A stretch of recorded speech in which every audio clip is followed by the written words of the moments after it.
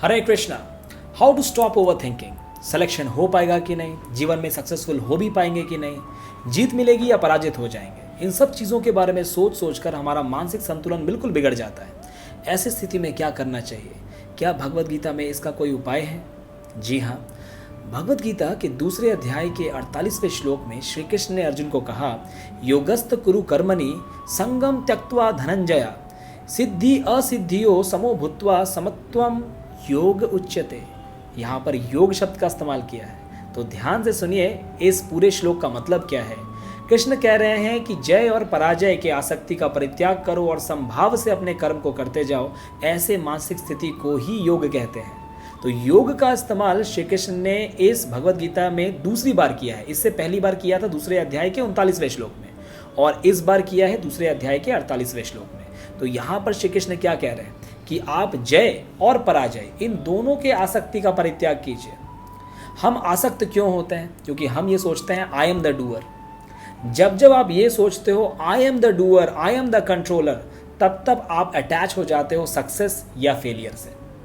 तो आपको ना एंग्जाइटी, फेलियर, स्ट्रेस ये सब परेशान क्यों करते हैं? क्योंकि आपको लगता है कि मैं कर रहा हूँ और जो रिजल्ट आएगा वो मेरे ऊपर डिपेंड करता है, उसका कंट्रोलर मैं हूँ।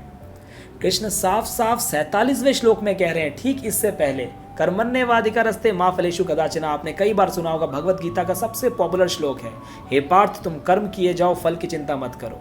और 48वें श्लोक में श्री कृष्ण कह रहे हैं कि आप आसक्त हो दो चीज़ों से, कर्म से और कर्म के फल से। आप जय और पराजय के आसक्ति का परित्याग करो और फिर कर्म करो, तो आप ओवर थिंकिंग, स्ट्रेस, एंग्जाइटी इन सब के शिकार नहीं होगे। तो और इन सब को अचीव करने के लिए, इस मेंटल लेवल को अचीव करना इतना आसान नहीं है। इस मेंटल लेवल को अचीव करने का सिंपल तरीका है spiritual practice.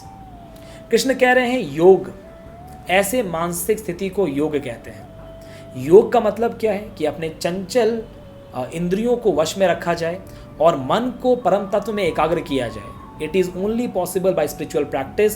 Other means are just bogus. If you want to stabilize your mind, if you want to keep your mind stable, take spiritual practice, take spiritual help. Otherwise, you do n number of activities, you know n number of tricks and hacks, it will not work. So if you want to stabilize your mind, then it is very, very important to take spiritual help. अपने मन को परम तत्व में एकाग्र करो। और हे पार्थ, परम तत्व कौन है? श्री कृष्ण। तो सिंपली आप ये समझ जाएं that you are not the controller. Krishna कह रहे हैं कि भैया तुम कंट्रोलर नहीं हो, तुम कर्म किए जाओ, फल मेरे ऊपर डिपेंड करता है। तो जो इंसान इस चीज़ को समझ जाएगा ना, बहुत ही सिंपल है, जो इंसान इस चीज़ को समझ जाएगा वो कभी भी ओवर थिंकिंग का शिकार नहीं होगा। You are not the doer, you are not the controller, you are just the medium. Krishna कह रहे हैं अर्जुन को गांडी उठाओ और युद्ध करो। वेरी सिंपल, युद्ध करो।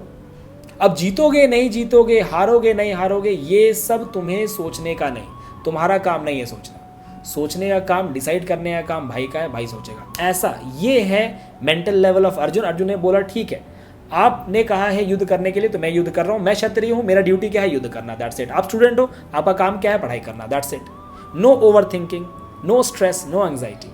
You do your best, God will do the rest. Thank you. Hare Krishna.